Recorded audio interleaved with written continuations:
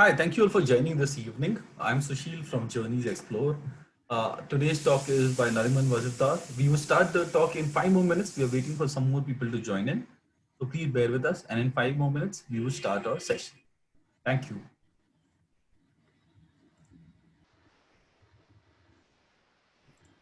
So while we are waiting for some more people to join in, what I am going to do is share my screen and play a video about journeys in the meanwhile.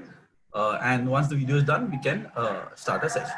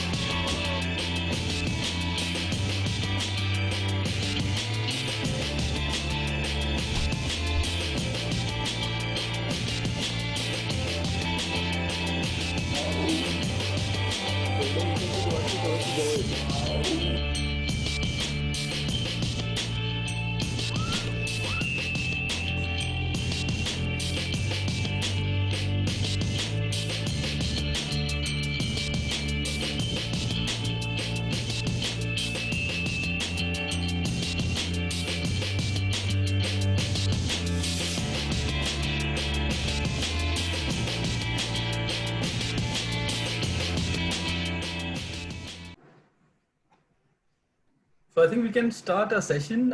I thank you all for joining us this evening. I also thank Nariman to join us today. Nariman, if you could introduce yourself Yeah, and then share your screen and start the session, please. yeah, absolutely. First of all, hello everyone. First of all, I'd like to thank Journeys and Sushil for having this chat. Lots of times on Zoom meetings, everyone is talking about snakes, lizards, but not too many talks on turtles has happened, and this is an interesting one. So I will share the screen and we'll start off this presentation. Just give me a second. Okay. So basically, I've been doing reptile conservation work for the last 15 years. I've worked on a variety of taxa, which is crocodiles, snakes, as well as turtles. But this session is on turtles. So, and it's about the turtle project I did in the Chambal Natural Sanctuary. Everyone knows the Chambal's river is famous for a lot of things, duckbites, the gharial, a lot of species, but no one really knows about the enigmatic turtle species that are found there. So I'm going to give you a small insight about the Chambal turtles and the conservation work that goes along with these animals. If you have any questions, we can do this at the end of the session. Okay. So before we start off, I just want to understand more, make you all understand a couple of things like what is a turtle, right? I don't want to finish off this and then have questions like what is the difference between a turtle and a tortoise? So as mentioned on the slide, what are turtles? So firstly, let me tell you there are three distinctions. First is a turtle, there are tortoise and there's terrapins. Very easy to identify each. Of course, turtles spend most of their lives in water. They're adapted for aquatic life and they have webbed feet. Again, this is very interesting. They have webbed feet. Freshwater turtles have webbed feet. Flippers are found in sea turtles and all of them have streamlined bodies. So again, freshwater turtles, where do they live? Say ponds, lakes. However, they need to bask because they're reptile and like all reptiles are ectothermic and need the sun's rays, or they absorb energy from the sun to do any metabolic activity. This activity could include, say, digestion of food, hunting, resting, laying eggs, mating. Sea turtles, on the other hand, very rarely leave the ocean. The only time they do that is when they come on the sand or on the beach to lay their eggs. Saying that, what is a tortoise? Tortoises are land animals. Now it is known that some certain species of tortoises have been able to survive extinction by, it's called surfing the tide. When they surf the tide like a surfer on a surfboard from one island to the other. That doesn't mean that tortoises are adapted at swimming. If you put a tortoise in water, yes, it will swim for a while, but then eventually it will drown. Also, why? Because of their feet. Another interesting aspect in this taxa is this word called terrapins, which we use. Terrapins are basically found in brackish water. That is where fresh water meets with seawater. In India, we have all 3 or 4 types. We have freshwater turtles, sea turtles, tortoises, as well as terrapins. So the next question is, everyone asks, is how to identify between these 3 animals. So, yeah. So we'll do that after this. So this is basically the phylum. It's not broken down very simply. This is the kingdom is Animalia, of course, because we're all animals. The phylum is Chordata. So what does the word Chordata mean? It means basically it has, so to keep it simple, it's the vertebral column, right? The central nervous system with the skeleton rod, the nerves that are inside it. Also, Chordata also for other animals, say like a whale who has superphalangeal slits where it basically is a filter feeder. And the other one that describes Chordata is basically having a post-anal tail. Vertebrata means having a vertebral column. And then it's subdivided to Reptilia. The class Reptilia basically has lizards, snakes, turtles, tortoises, alligators, and crocodiles. And this really interesting one, which is called a tuatara, which we're not going to get into right now. But this animal is found only in New Zealand and nowhere else in the world. The class or the order we are going to talk about is chelonians, which is turtles and tortoises.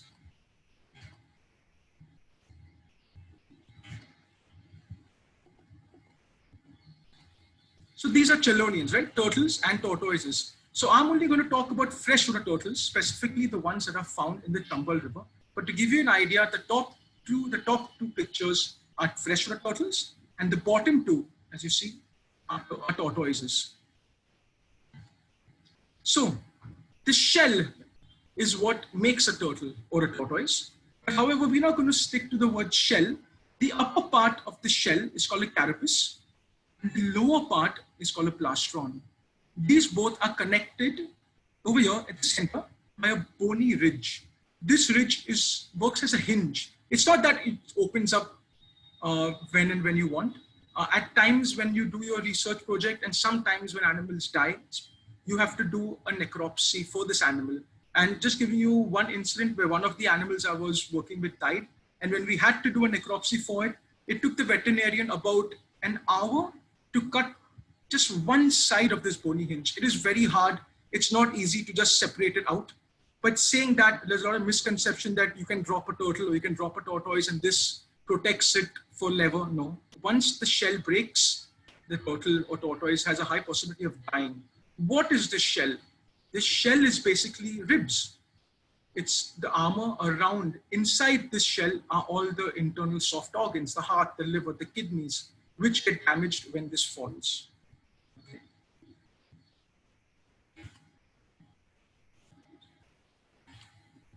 Very interestingly and very easy to identify if it's a turtle, a freshwater turtle, or a sea turtle.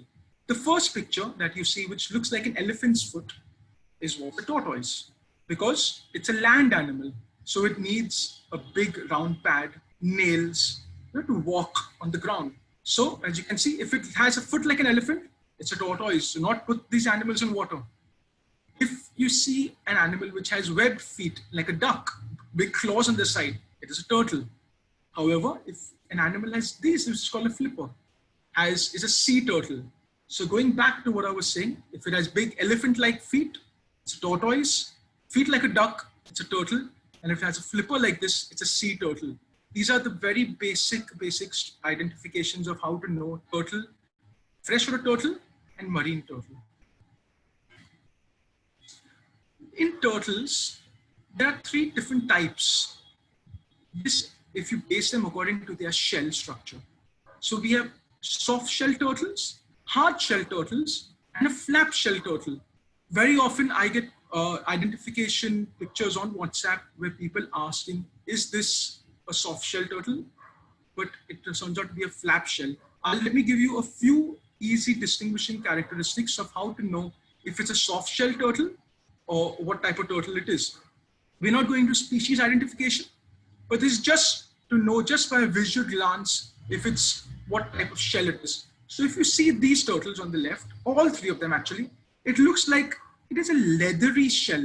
It's not a hard shell that we're used to seeing on tortoises and turtles. This is a very leathery shell, very soft to touch. Again, it is a shell, it protects it from external injuries, but still very soft compared to a hard shell turtle or a tortoise that matter. These soft shell turtles are predominantly carnivorous. They are found everywhere. The top left-hand side picture is of a Ganges soft shell turtle. This turtle grows huge. When I say huge, I mean, I used to work at the Madras Crocodile Bank, and the largest species of freshwater of the Ganges turtle was more than 85 kilos. That is a huge turtle.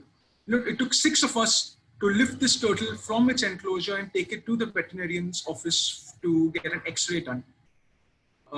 Whilst this turtle also has a very long extendable neck, so you have to be very careful the way you hold it. Again, when I'm saying these things, hold it or touch it, you need a permit to do these things. All animals in India are protected by the Wildlife Protection Act of 1972.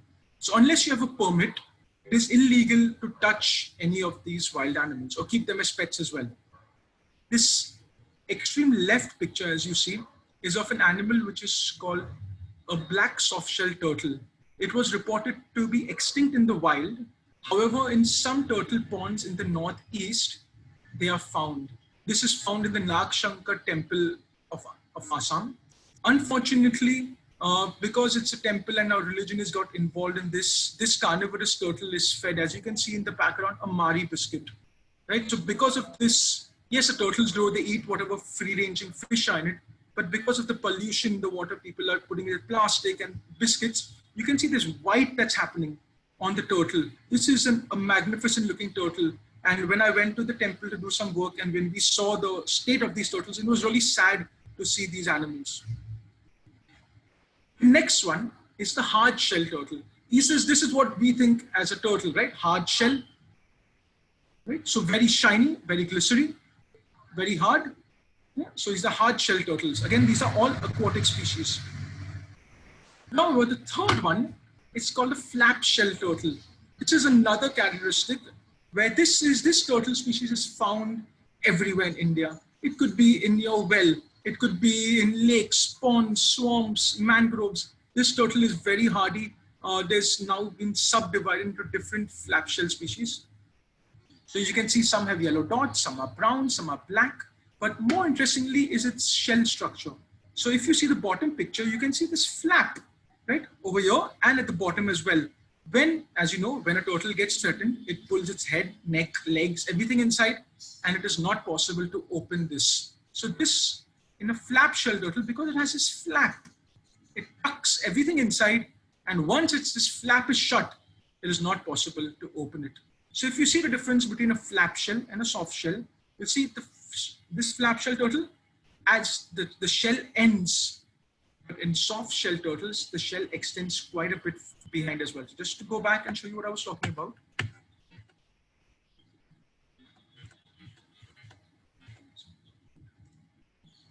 Anyway, we'll go to the next slide. We'll get back to that. So the place where I did my turtle research work is called the National Chambal Sanctuary. This is basically a river. It's 5,400 square kilometers. It is a huge, long river. It runs to 3 states. It runs to Rajasthan, Madhya Pradesh, as well as Uttar Pradesh. My base was in Uttar Pradesh. On this map, you see this little pointer that says Etawah. So I was about 35 kilometers more towards Agra, inside a village. And we stayed there for a year to do this work. Chambal, of course, is very famous for the dacoits, for the ravines, but also it is famous for a lot of endemic species that are found over there. Endemic species are those species that are found only in a specific area. So for that, for example, the turtle species that I used to work on, which was called the red-crowned roof turtle or Batagur kachuga, is found only in this river. It's amazing. And small sections of this river. So, but however, according to me, why is this river so clean? It touches the Yamuna river, which is filthy. It runs to Delhi. It is absolutely dirty. But when you come to the Chambal, the water is pristine. It's clear. You can see the bottom. We even used to drink the water from the center when we used to go on field surveys. According to me, I feel that the dacoits, as you can see, the very famous ones were Fulan Devi, Pan Singh Tomar.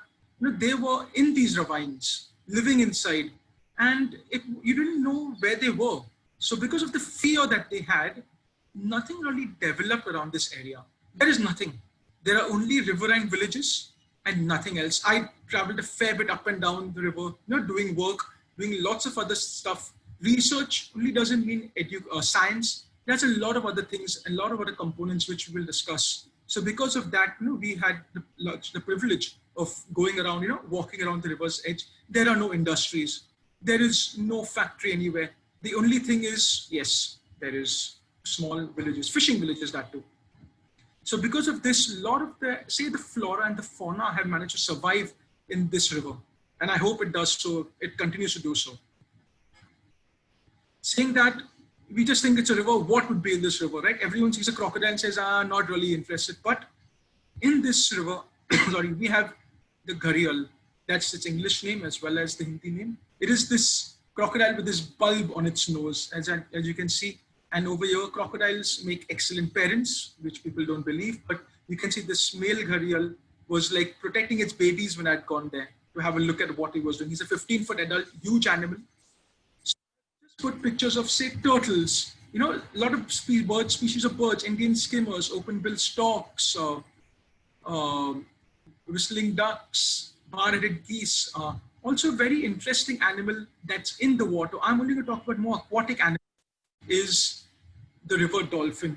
This is the Gangetic river dolphin, very rare to see. But however, yes, it is found in the Chambal river. But besides this, of course, there are loads of other snakes, mammals, hedgehogs, river otters, lots of different varieties of snakes, monitor lizards. The list is kind of endless. But just talking about the aquatic life, it is amazing to know what you find, when you go for walks along the banks. However, coming back to the project that I used to work for, I used to work for an NGO which is called Turtle Survival Alliance. It's an American NGO, and there are lots of bases all over the world.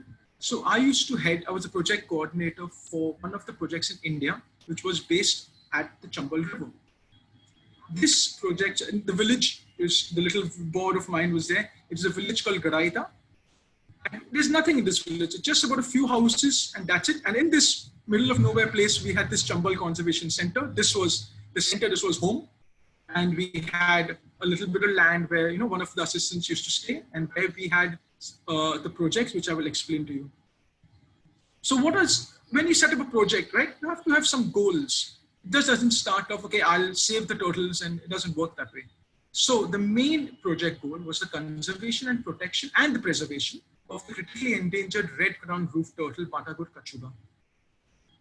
So what does this mean? It has a lot of minute components in it. That means you have to protect the nests. We do head starting. I will explain all these pointers as we go along in the other slides. Right? So when we are saying protecting hexagon, so this, if you see the genus, so we did protection for the red-crowned roof turtle, which is called Batagur kachuga, as well as for the other one in its family, which is called the three-striped roof turtle, which is Batagur domboka, because they both lay at the same times. So we said, let's do both of them. This project was started in 2006, and for so many years, they have done protected maybe over thousands and thousands of eggs. Other component is head starting, like I said, which I will explain, survival and dispersal, sonic telemetry as well. So this is the science aspect. However, it's not just science.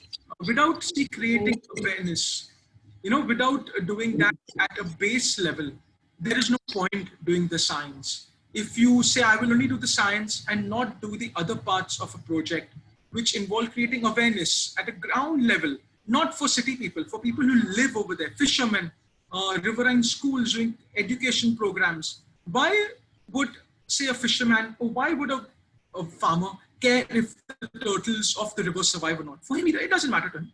But we have to create an awareness and explain to him that the river is important. So the turtles are important, and hence all the animals are important. Also conducting trainings, workshops for forest departments, students, MSc students, other researchers, zoos, a lot of other stuff. Very important is creating alternative livelihood development models for the local people. This is the most important aspect. Again, why would, like I said, a farmer or a fisherman care if the turtles live or die? For him, it doesn't matter. But because it's become a sanctuary, he has to stop his fishing, right? The government has not come up with an alternative for him. So this guy cannot go fishing on banks in the river anymore because it's illegal, right? So alternate livelihood methods ensure that they stop putting their nets out, which could in turn catch a turtle, catch a crocodile, cause problems. So these are very important things. Holding special events, right? Imagine the village, we would celebrate World Turtle Day or World Wildlife Week, right? Call the kids over from the schools, from this village school as well as other schools, celebrate, play some games with them, explain stuff to them. Also means, this also involves a lot of work, a lot of time. There's additional work as well. A lot of times now poaching, unfortunately, turtle poaching has become rampant. To help with that, repatriation of these animals, helping in zoos develop, enclosures, transfer of animals. It's a lot of work and it's just not science.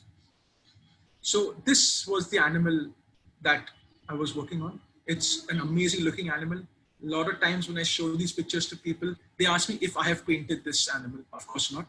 The vibrant colors of the yellow, blue, red, white are of a male red ground roof turtle when it comes in breeding period. This is to basically, they're vibrant colors, right? It's to attract the female. Sorry, the bottom pictures are of a female. This was a particularly large female that just came on the banks when we were there. And as you can see, the female is quite drab, but very big in size. And when I show you the next slide, you'll see how big she is in comparison to the male. So they're very, very pretty looking animal. And again, like I said, such a beautiful looking animal, but not much is known about this animal, unfortunately. We know that it is critically endangered, yes. There is no specific number, right? The river is vast. It's 5,400 square kilometers. We estimate roughly maybe 1,000 breeding females, maybe, so it's a very tough one to do. These are long-term projects. It's not like in, say, a year or 2 years. This project has been going on since 2006, right? And still there's lots that we have to learn. Sexual dimorphism, it basically means how to identify male and female just by looking at it, right? I will tell you how to identify a male and female turtle. But again, if you see these turtles in my hand, please remember that I had a permit for these animals. We were doing some research work. However, you cannot just go, like I keep telling you, go and pick up animals or any wildlife in India. So the one on the left, as you can see, is the big female, very large. And on the right is the male, very small in comparison. The females can get to, say, up to maybe 25 kilos. That's quite heavy for a turtle. The male, on the other hand, say 7 kilos is a good size male. However, there are other factors as well, which can tell you if it's a male or a female. Say, for example, a male turtle, its tail is longer and thicker than a female turtle. But this is, of course, if you've seen many turtles, you'll be able to tell me that, or tell someone that, yes, this is a male by looking at its tail. The plastron, like I told you, which is the underside of the shell, in males has a concave structure. This basically is helpful during the mating because the male mounts the female. So because the carapace is roundish, it fits well.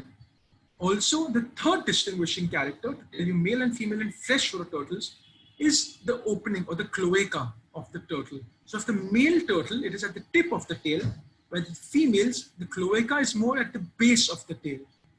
Okay. So why do we need to protect these animals, right? There must be a need only because they are facing some threats in the wild. Because before they were fine, but now suddenly their numbers have dwindled. This is more specific, please remember, to the Chambal River. Because of these things, this thing that's called sand mining. Basically, sand is used for development, for infrastructure, for everything. But the sand is getting taken from the sanctuary itself. And there's nothing, like as a researcher, we can do about it. This is the forest department's thing and they have to, step in. At times when we would go there, so we've seen JCBs come like the picture below, and collect the sand into trucks and tractors loads. Say on a day we had counted from one part side of the river, 100 tractors and 9. Can you imagine? Filled to the brim, these trolleys are going. So they are just indiscriminately picking up the sand. Okay, I'm not saying, yes, maybe a few eggs of some slowly endangered species may go, but more than that, it is creating habitat loss. Some places of the Chambal, so much sand has been removed that there is no sand left on the bank of the river now. Where are these animals going to nest, right? All these animals, especially reptiles, or predominantly, most of them, dig a hole in the sand and lay their eggs. But if there is, say, no place to lay their eggs, right, it's habitat loss. We're going to lose these animals. Another threat which we're now facing is poaching. It was very surprising to see that this is such a big rig. So these two people with these 2 tubs of turtles were seized, and these animals that you see were handed over to the center where we were working to kind of help out. You know, kind of see when a poacher, so these 2 poachers were caught at Agra station with bags and bags full of these turtles. This one, where the turtles that you can see are the species we were working on, and they were all males.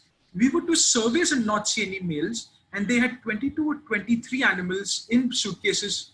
And this apparently they were caught because we used to work with STF, Special Task Force.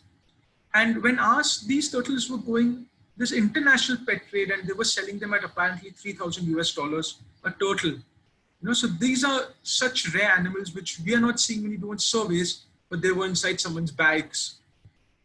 So this is something that, you know, we were now suddenly aware of, that yes, poaching happens at a level that we were not aware of. So then what happens? These animals are sent to us, whoever's dealing with them. You have to take care of them. A veterinarian is called. And then once they're given a bill of good health, they are then sent, we release them back into the river. Another problem that we are facing is the river itself is getting polluted because of more development, right? More people. So this is something that we are seeing over the years, that the river is getting more and more polluted. Suddenly now on the banks of the river, where you will see some froth, you will see some plastic, stuff like that, which was never there. I asked the locals who I used to live with, and they said the same, that the river was very clean at one point in time, but now it is getting polluted. Also, other threats, which, like I was telling you, when this was declared a sanctuary in 1978, after that, nothing has really been done, right? So what is the fisherman or the fisher community is going to do, right? So they started doing agriculture on the banks of the river, right? When the silt comes in, the river bed is fertile, but that is not allowed as well, right? If they do not have, say, gas at most of these houses. They still rely till date on wood from the trees to make a meal, right? So all these things kind of keep adding on to the balance of the ecosystem over there.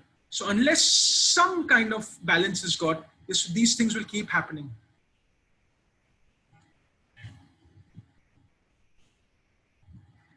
So going back to the project, and I'll talk about the project and the different steps that we used to do. So the first step is, it's called nest protection, basically. So as you can see, me and my team would go out and collect turtle eggs. This left-hand side top image, as you can see, are turtle tracks. So we used to go at, say, 5 in the morning, like really early, and go and see if we could find any turtle tracks, which get blown away by the wind very easily. So very interestingly, we found these tracks where this turtle came, the female laid her eggs, and then went back in the river. So you managed to get a picture. But most often these tracks are not there. My assistants, who were amazing and without whom you cannot really do a field project, knew the river, the banks inside out, just with a metal ruler, and by poking into the sand, they would know if there's a nest, there's not a nest. In the entire season, I must have found 2 nests. Well, they found in the hundreds. It's unbelievable. The skill and the talent these guys have, it's crazy. So it's not just finding the eggs, right? As you can see in the top left picture, we take a lot of measurements. So a GPS data is taken, nest depth, nest width, proximity to the water as well, nest temperature is taken as well. Eggs of reptiles, the sex of the egg, depends on temperature. So depending on the temperature in some turtle species, all reptile species for that matter, if the temperature is high, they could be males. or temperature is low, it could be females, depending on species to species. So it's temperature sex dependent. So also reptile eggs are very delicate and very sensitive. So when we remove these eggs, we have to, of course, with a permit, we have to be extremely careful. Once the embryo sticks onto the top of the egg, it's not like a chicken's egg where we can rotate it or turn it. It's not like a bird's egg. Reptile eggs need to be placed in the orientation that the mother has laid these eggs in. So if you have a look at the bottom left, I'm marking the eggs with the orientation that they were laid in. And in that same orientation, we would dig a hole collect all the data from the eggs, from the nest itself, nest temperature, like I said, width, diameter, proximity, temperature, and manipulate that at our riverine hatcheries. So we dig holes and each nest would get the same variance that it had when she had laid her eggs. Why are we taking the GPS location of these nests? Basically, when the turtles hatch in about 90 days, we would go back to the same spots and leave the eggs. So this is a lot, it's interesting, but it's a tiring day. So the turtle female, Batagut, or the Batagut genus for that matter, lay their eggs in the months of February and March. It is about 90 days for incubation to take place. And they lay about anywhere, let's say an average clutch size is about 17 eggs. So on certain days, we would be walking 25 kilometers, up and down, trying to find and protect the eggs. Someone asked me, what is the need to protect these eggs? One, the need is to protect these eggs is because the red-crowned roof turtle especially is critically endangered. Even say losing 4 or 5 nests will make a drastic change in its IUCN or in its species. So we thought, let's protect all the eggs. And while we are protecting the red-crowned roof turtle, we might as well protect the 3-striped roof turtle as well. So what is a riverine hatchery? It's basically a little shack that we built by the side of the river, and we collect the eggs and we would put them, dig holes and put them inside the sand with the correct temperatures. If you can see the bottom left corner picture, it has some writings on it. So it says nest, the top one, which says 217 is nest number. BK stands for Batagut Kachuga. And 13 are the number of eggs that we collected in that nest. So likewise, we would collect eggs the month of February and March, and May, June, when they hatch like this, we would put these sticks, which we got from the mustard-based plants. And just one day, my staff would stay in the hatchery, have a little kitchen attached to it, as you can see. And we'd go in early in the morning, in May and June, and we would remove these babies, collect the babies in separate tubs. Depending on, of course, all the data is taken, like so many eggs were in this nest, so many have hatched. When we did this, we had about 98 or 99% hatching success, which is really good. And then we would collect a whole lot of information. It's not just save the eggs. So but why save the eggs again?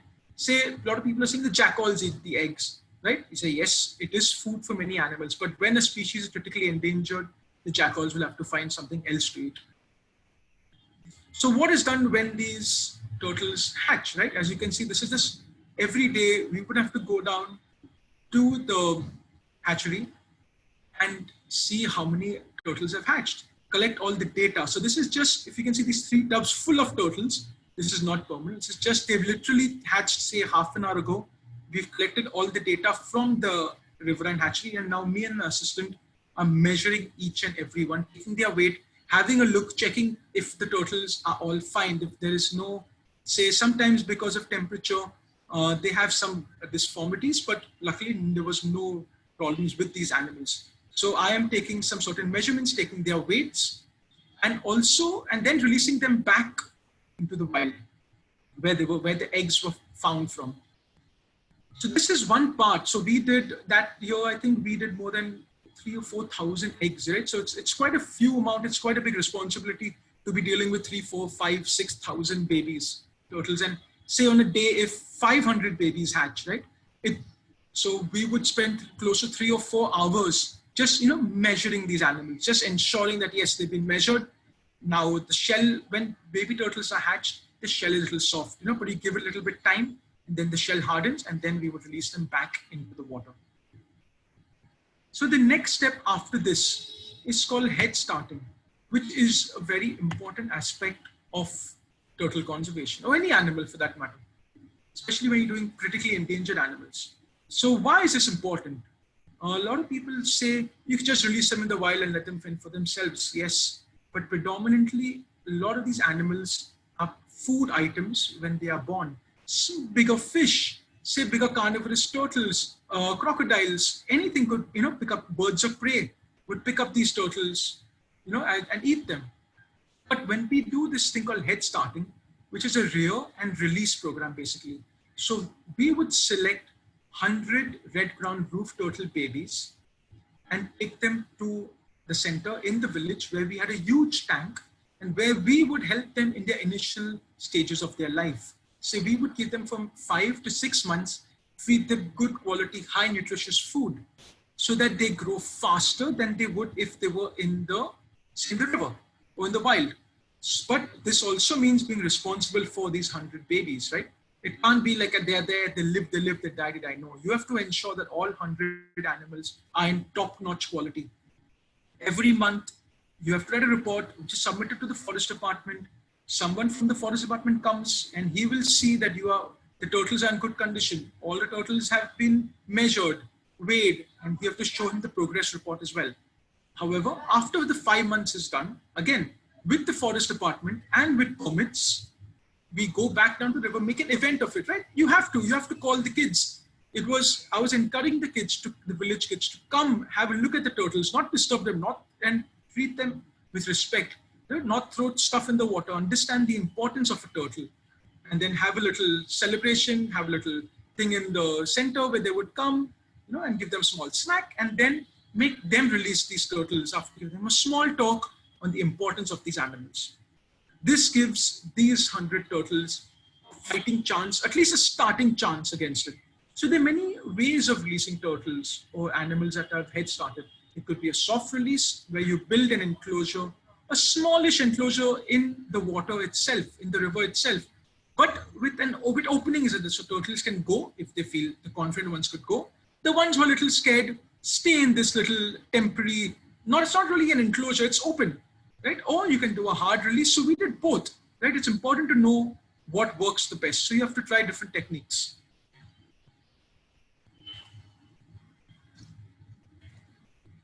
Another very important aspect, which was really, really interesting study, and I was lucky to do this, is called sonic telemetry. How you put a radio collar on, say, a tiger, right? And you go around, everyone has seen this on documentaries, go around in the antenna, on foot or in a jeep, and you're tracking the tigers. So likewise, you can do the same for reptiles. However, for turtles, because it's an aquatic species, it's called sonic telemetry.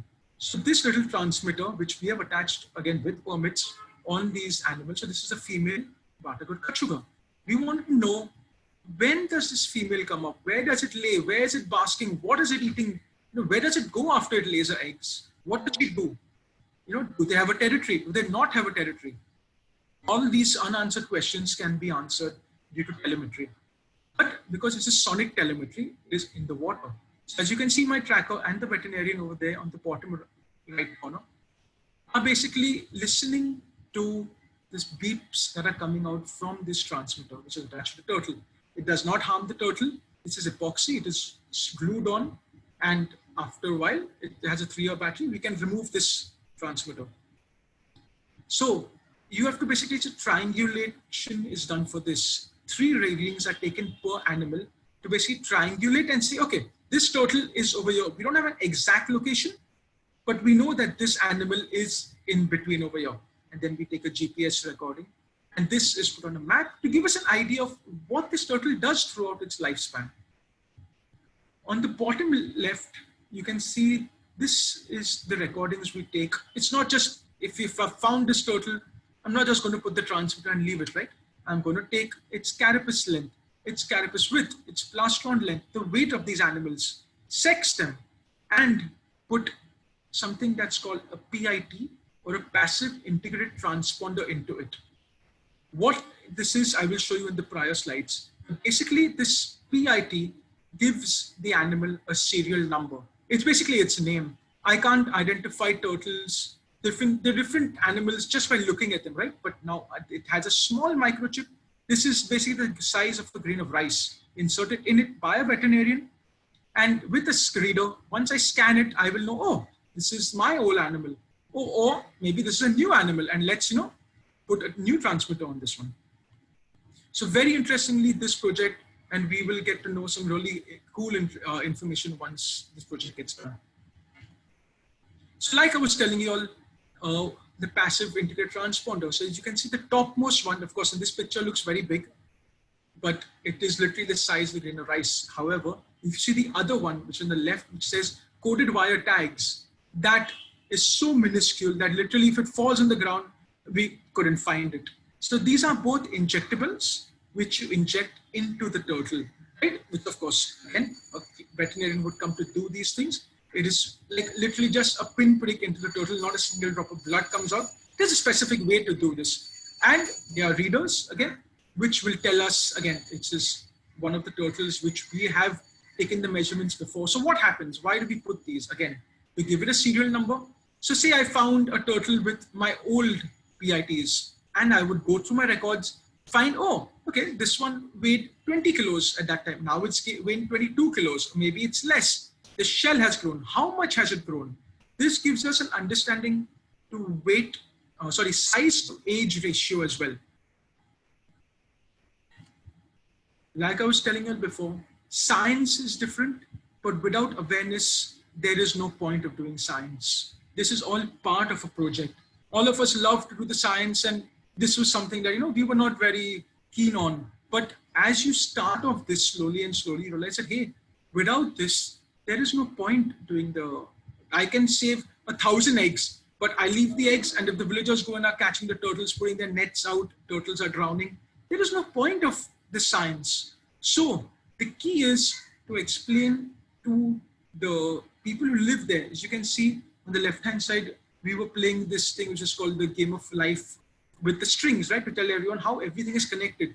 We weren't just doing talks about turtles or reptiles. We were doing talks, of course, predominantly about them, but also explaining to them the entire ecosystem as a whole and why it is important. Now, MSc school kids would come to a center, and the forest department would ask us to give talks to them. We would have to call school children to cluster level education, where me and my assistant would go to say 30, 40 schools along the banks of the river, distributing pamphlets, talking to them, explaining to them the importance of the river as a whole and why they should stop this. And if they see people catching turtles, they should let us know or let the forest department know. It sounds very like, yes, absolutely, this is the way it should. But when you lead their type of lifestyle, you realize that life is not easy for them. Things we take for granted, electricity, running water, it doesn't happen over there, right? These are things, proper food. The village I used to live in, nothing really grew. Like no vegetables grew there, right? There would be some lentils, but basic things like potatoes, onions. It was a struggle to grow over there, right? So these kids, the kids basically was who we would focus on. Adults were hard to get through, but the teachers, so we would hold teacher training programs on a regular basis and keep them engrossed, call them over, even if it just means they're coming over for a free meal, it's fine. Come over, listen to what I have to say, take some pamphlets home. And, some of the kids really learned what you were trying to tell them. Here, my other researcher on the left-hand side corner, Saurav, was teaching the kids a turtle game, which we devised to make it more interactive for the kids. There's a lot of other stuff as well, and this list is endless. So the first left-hand side corner is a seizure of over 6,000 turtles that me and another researcher were involved in. All these gunny sacks that you see have turtles in them. This was one of the largest seizures of a flap shell turtle species that we spoke about. So these turtles are consumed, unfortunately. This entire truck was full of them, right? So imagine unloading them, counting the number of animals. Many animals in this die. Then you have to kind of rehabilitate surviving animals and then release them. And again, this rescue and release method has become so, it's not right to say catch an animal in say A and release it in B, right? There has to be some science involved to this. Otherwise, we are just damaging the ecosystem. The second picture is we had some really healthy animals at the center. at the facility. So we kind of sent them to Kanpur Zoo so they can act as breeder animals, and continue the prodigy over there. Taking kids on boat rides, taking MSc students on boat rides, showing them the importance, telling them not to be afraid, understand this is their home and why it is important to preserve them. Setting up stalls at a lot of things. This was at the Chambal Bird Festival a couple of years ago, right? It's a bird festival, but hey, awareness needs to be done, right? So set up a stall, right? Spread the word about turtle conservation. We were doing Gangetic River dolphin rescues, gharial work, a lot of work with a lot of other animals. But even though we were just a turtle organization, right? But everything matters, right? So you have to set up stalls, talk to people, kids, everything else counts. Taking Forest Department, MSc students, everyone on field visits, right, as part of dissertation, make them understand what it is, if you're interested in being a wildlife researcher, what it means. I took these kids on a 5-7 kilometer hike in the sand and they were done. And then they were asking me questions like, why is there no mall here? Why can we do that? And then immediately they realized that, hey, this is not for me. Again, the last picture, the bottom right, where you see the veterinarian, right? Some animals that need first aid treatments, right? You learn a lot of stuff from these about how to care for these animals. Forest, calling the kids over to the center, like I was telling you, helping planting afforestation, because a lot of people cut trees down. Planting fruiting trees as well is a very important thing that they need to learn about. Giving, like I said, reptile awareness talks wherever and whenever possible. It's not just turtles. We're doing all sorts of stuff: crocodiles, lizards, snakes, amphibians. Giving talks to all the way to in Assam. This was a talk that we gave, me and the other researcher, on one of the turtle species as well as snakes. Because when you give a talk on a reptile, everyone automatically shifts to snakes. So we said, okay, let's address that situation as well. Here, the 4 or 5 of us are doing a survey, and we found this abandoned boat. So we thought, hey, it looks like a perfect place to have a meal, right? So these are, it's fun. You can see the ravines in the background as well. It is interesting, it is fun, but however, sometimes you have to ask yourself, is this for me? Do I want to do this? A lot of people feel, so let's just do the first point. It says not what you see on television. It's not literally not what you see on TV. It's not like if you are a wildlife researcher, you will become a National Geographic presenter. Also in India, a lot of us have had, say, interviews and have articles in the newspaper. Honestly, it doesn't really go far. Right? So it's not what you see on TV. You're not going to be glamorous. It's not going to be catching animals. You're going to be living a very, very different life if you want to become a wildlife researcher. Second point, don't expect to get rich.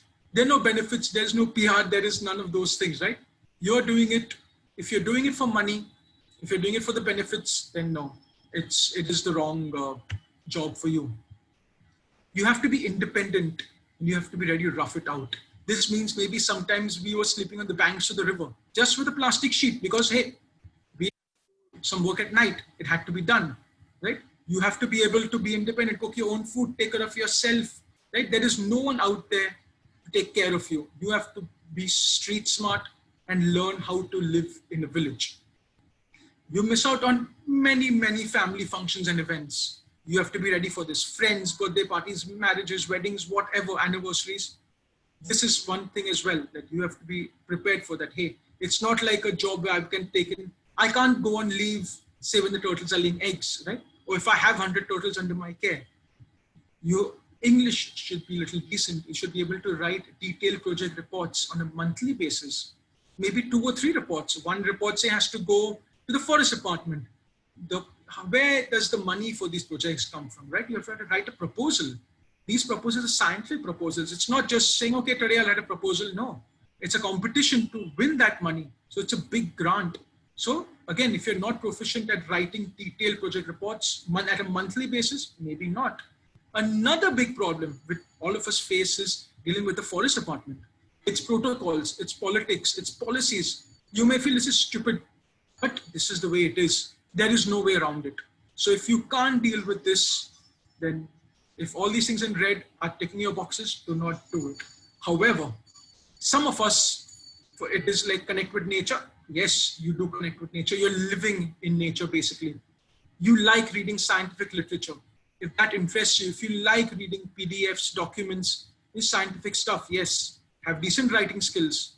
You do what you love. Like I love reptiles. This is the only thing I know. So this is what, so for people like us, yes, it makes sense.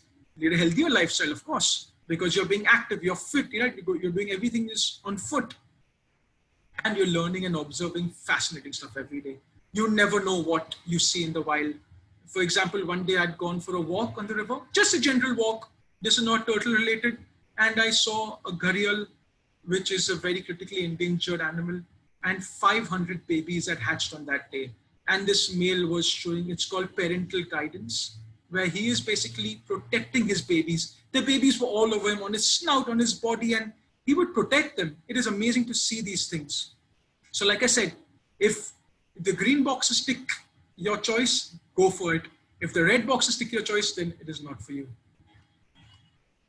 I think this is the end of the topic. Yeah, that's it. So if anyone has any questions or has not followed something, we could definitely, go back and talk about it. Thank you, Nariman, for this beautiful talk. We are open to our Q&A section. You can either type your question in the chat box or use the raise your hand option so that we can point out who is going to ask the next question.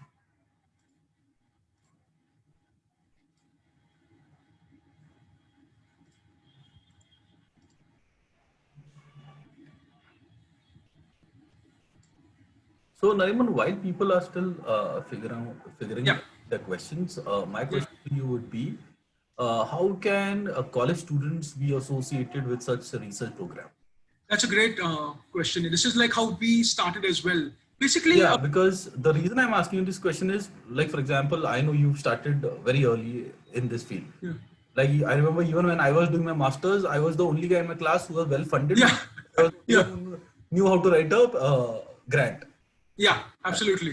So if you could put some light on that, that would Yeah. So basically, this now it's very easy, right? There's the internet. You can Google stuff. But a good way to start off is say volunteer at a place. Learn the basics. Don't just jump into the field directly. See if this interests you to begin with, and if you want to make this your life's goal or life career.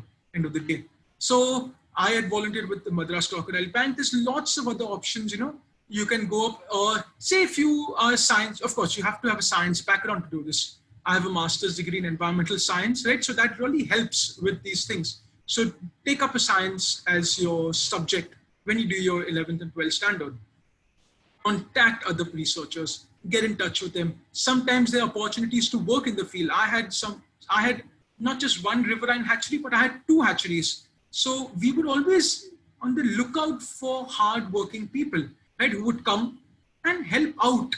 It's not a job, you're not going to get a salary, but at least you get some experience. You can get a letter of recognition from one of these NGOs, which later on helps you in life, So ask your dean of your college, he would basically be able to help you, guide you in this right direction. Just Google wildlife volunteer NGOs in India, which is the closest to your town. And, that could help you as well.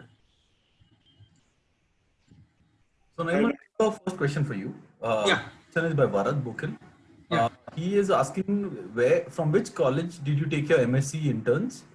Yeah. Also, the question is, how can an undergraduate student either accompany you or assist you in your upcoming projects?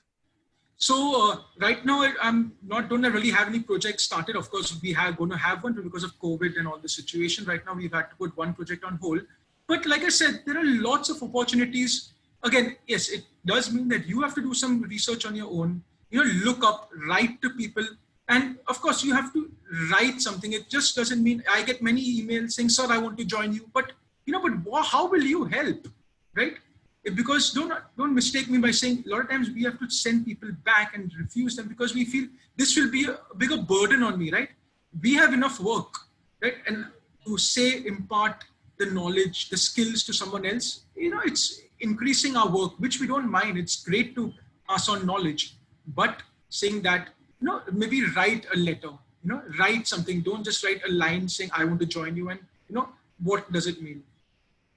So, like I said, you can obviously, contact us, when the situation improves. Sushil will have everyone's contacted, and we can, as and when we get things on the go, maybe we could put it up on the journeys page and, you all could get back in touch with this. Perfect. I think Varat, that answers your question. The next question is by another fellow herper. I don't Yeah. know if you guys know each other. Nariman meet Yatish.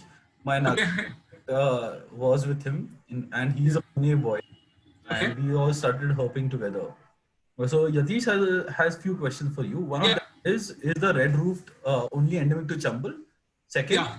uh, Yeah. Okay. please comment on the current population status of red. And the third is Yeah. how has your program affected the population there? So that's a good question, basically. So at one point of time, yes, the red crown roof turtle would, or the Batagor kachuga, would have been found in, say, there are records of even found in the Ganga for that matter. But this turtle species requires pristine water conditions. It cannot survive in dirty waters. Or, so very, very pristine water, pristine habitat is required. That is why I was telling you the Chambal River has survived, maybe because of the dacoits. It's amazing, So that has caused some, we would have say lost all these animals. Uh, we do not know, Yatish, a specific, I cannot give you an accurate number because like I said, the river is vast, right? It's 5,400 square kilometers. To give you an accurate number on a river turtle, I can say maybe there are, say maybe 500 to 1,000, maybe 1,400 breeding females. This is just a rough estimate because, right, think about it, it's very tough to do a turtle survey. As soon as your boat goes next to the turtle, they get into the water, right? It's a little bit very different to doing a survey, say for tigers, right, which is done by camera trapping. It's easier. They have the stripes. You will not recount an animal. Turtles, on the other hand, or any aquatic animal, slightly more complicated. So I don't have a absolute answer for that. And on the last question which you asked, how has the project this thing? It has most definitely saved thousands of animals. Just if I'm putting in concept or in context, the eggs that have been saved, which would otherwise have been eaten. Say when we would go late, right? You get tired, right? Every day, if you go for 2 months at 5 in the morning, you're walking 25 kilometers every day. Some days you're like, dude, let's go. Give me half an hour more to sleep. I'm exhausted. But if you go half an hour late, you'd see the animals have the jackals early morning, as soon as the turtle is late, mongoose, jackals, many things, civet cats, jungle cats have eaten the eggs. Sometimes the problem with the Chambal also now is a lot of feral cattle. The cattle have walked and destroyed all the eggs. Dogs, a huge problem is the village dogs. They would dig up the eggs and eat the eggs, right? So just consider putting that into consideration. I would say more than 20, 30,000 eggs may just have been saved from 2006 to right now. Thank you for that. The next question is also by Yatish. It is a very, very simple but very relevant question, which is, Yeah. what is a good field guide for Chilonians? So unfortunately, there's not a really good field guide, but there's one I think it's called Turtles and Tortoises of Southeast Asia, if I'm not mistaken, but it's written by Indranil Das, and it has a picture of the red crown roof turtle on top. Amazon, I've managed to grab one copy, but it took me a long time on Amazon to find it. It is available on Amazon. If you type Turtles and Tortoises of Southeast Asia, you should find it. Like I said, red crown roof turtle is the cover picture, and written by Indranil Das.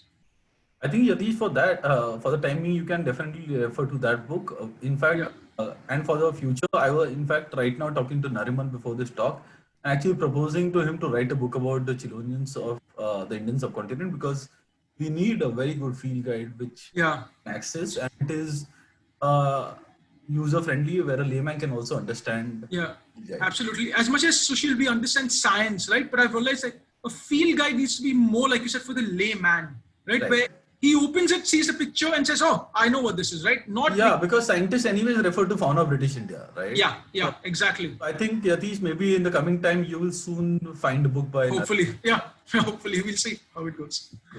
We have another question by Devanshu Pawar. Yeah. Question is there selective advantage in long life as exhibited by tortoises, and is there an evolutionary dimension to their longevity? Oh yeah, of course. See, the longer you live, the more you can lay eggs, continue the longevity of your species, right? But that also means that it takes long for you to reach sexual maturity, right? Because if you think about it, even these red crown roof turtles, little bit that we know is that yes, they would take about 3-4 years before they get sexual maturity. Say a crocodile for that matter, right? Crocodiles are huge, right? But a male, say a gharial for that matter, only once it gets sexual maturity, it's not like a mammal, right? It's quick. Reptiles take a little bit longer. So maybe, because of that longer life, that means it has an opportunity to say mate more often, continue its gene that way. That could be the reason. Again, because they're slow moving animals. And I say slow moving, some turtles are fast, don't get me wrong. But some tan turtles, everyone believes turtle is very, very slow. No, it's not slow. In water, impossible to catch. On land as well, sometimes they are pretty quick and agile. So maybe because of that, but their metabolic activity is slow. Maybe because of that, they have longer lives. Thank you. The next question is by Mr. Hector Patel. Yeah. He writes, "Hello Nariman, thank you for your informative talk. At least I now know the difference between a tortoise and a land and marine turtle. How do you plan to pass this information to the younger generation of the country? Also, is the government actively involved in the poaching?" To poaching, is that what, Sushil? Yeah. Hello? So first is actually compliment. The second part is the question, which is how do you plan to pass this information to the younger generation? Yeah. And the other sub question to that is the government actively involved in stopping the poaching? Yeah. So basically, of course, like I said, awareness is the key. So when we do a lot of talks, we try to involve as many the village kids as well. Like I said, the younger generation is the key to understanding and to passing on this message. They are more receptive to listening to this than the older generation. We realize this, like say teenagers, not so much, but if you target school kids, yes, so we are hoping to be able to spread this message more and more and try to. We had some paperwork, some leaflets, some documents which we would keep, giving everyone and anyone, whoever we'd meet, we'd give them this material. And we've been doing a couple of these Zoom meetings as well with Sushil and Journeys, and we've spread the message. But the more it spreads, the better, basically. And pertaining to your second question, yes, the government is very active in the poaching aspect. STF, the special task force, used to do wiretaps, keep tabs on poachers. But unfortunately, in India, the truth is the truth. We have many other problems than a few turtles getting poached or a tiger getting poached for that matter, right? Education, basic facilities, electricity, food is not, so this unfortunately, yes, they get, but what happens, right? They get caught, they get in jail, they get bail, and they're out doing the same thing again, right? So like I said, the government is involved, but they have many other things, I guess, on their plate. So. Thank you. I think, Hector, that answers your question. But Nariman, on the same lines, Yeah. I've seen a lot of people unknowingly getting involved in animal trade here. Like they species as pets that are sold to them, but when they buy it, they have no clue that this is an endemic species which is not supposed to be bought. Absolutely. So especially places like say Crawford Market, where they sell the Indian species saying it's a Singapore turtle. But also, the problem is, again, the public is not aware of these things, right? I get it. You go to Crawford Market, your child wants a turtle, right? But now, unfortunately, like I said, it's not strict, right? If it was made strict, in India, you can't keep any animal as a pet. And you say you can't keep a crow as a pet or a parakeet as a pet, but doesn't mean that it's not sold openly in the market, right? So unfortunately, right, the raids happen, their animals are kept down. But the bigger problem right now, Sushil, what we are facing is the introduction of exotic species, where people are, like you said, going to Crawford Market or anywhere, buying this American species of turtle called a red-eared slider. Right. It becomes big for a fish tank, and then they release it in saying, oh, my poor turtle will be better in a river. Yeah. And this foreign species, who's very aggressive, doesn't let the native species eat. True. In fact, in between, I written a small article on the same lines where I written compassion killing wildlife. Yeah. People buy these exotic animals and release them in India under the pretext of compassion, saying we have something nice for them. We are rewilding them, but they're actually rewilding wrong animals in wrong areas. A lot of times these freshwater turtles are put into the sea. So what happens, right? It's salt. Yeah. I have removed a big red-eared slider from the sea in Chennai. We were playing volleyball and we saw this big turtle come out. I was like, sea turtle now? And it was this poor red-eared slider crusted with salt. Like really on its almost last thing. But we found it, so we took it home. I took it to my room, gave it freshwater baths continuously and removed all the salt, and gave it to a friend who wanted a turtle, who knew what red-eared sliders and not to release it, right? Right. These are the problem that we are facing now. This is the bigger problem. We in India are also facing this problem of exotic species. True. Yeah. So the next question is by Shashank Pathak. What's the main difference between sea and river turtles? Shashank, I think you joined this session late, and that's why you part. When we upload this talk on our YouTube channel, I think you can refer to that. But on the same lines, Nariman, Yatish has a very specific question. Yeah. What are the key differences between terrapins and turtles other than their habitat? Nothing. So basically, it's just a habitat. If you look, so in India, we have a very, very common species of turtle that's called Melanochelys trijuga or Indian black turtle. So that is a terrapin. And we have another one which is called a river terrapin or the Batagud baska, which is found in West Bengal. Right? Because it lives in this type of habitat, right? It's the same way like a mugger and a saltwater crocodile, right? Saltwater crocodile, right? Same, just it's based according, or it's divided according to its habitat.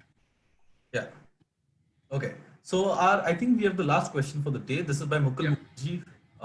His question is, if some wildlife photographer wants to document the whole life cycle of the tortoise or turtle on voluntary basis, do you support such activities? If yes, then what would be the time frame? And how can he connect with you? See, it really depends, right? Because we've had unfortunately, a lot of NGOs have had photographers, wildlife photographers, filmmakers come, we've done the whole thing and then we don't hear back from them at the end of the whole thing. Right? To an extent where they don't even give you a copy of the film. Unfortunately, this behavior has kind of made many researchers against it. But if there's a authentic, like some really authentic person who's done some work before, yes, I don't see, and will showcase the work. I don't see why any researcher would say no to an authentic person, right? So Mukul, I think that answers your question. In case anybody wants to connect with Nariman, he is available on Facebook and Instagram. Nariman, if you could tell them about your social media handles where they can connect with you, please. Yeah, sure. So of course on Facebook, it's just Nariman Vazifdar. And on Instagram, it is Reptile_666. But if you just type Nariman Vazifdar, you will find me over there as well. And feel free to connect. And if you have any more questions, you can ask me on there. Not a problem. Okay, I think we can conclude the session on this. Nariman, thank you so much on doing this talk because these topics are usually ignored when we talk about wildlife conservation in general in India, because I don't know if it is because they're not glamorous enough or some other reason, but I'm glad we could share this topic with our audience today. I also thank all our audience for joining us today. In case anybody has joined late, you can find this video on a YouTube channel under the name Journeys Explore. We do these sessions every Wednesday and Sundays. The coming Sunday, we would be doing a similar seminar with Mr. Yuvraj Rujar, who is the Tamron photography mentor. He would be particularly talking about the use of external light in macro photography. Thank you, Nariman. Thank you, everyone, for joining us today. Thank you, everyone.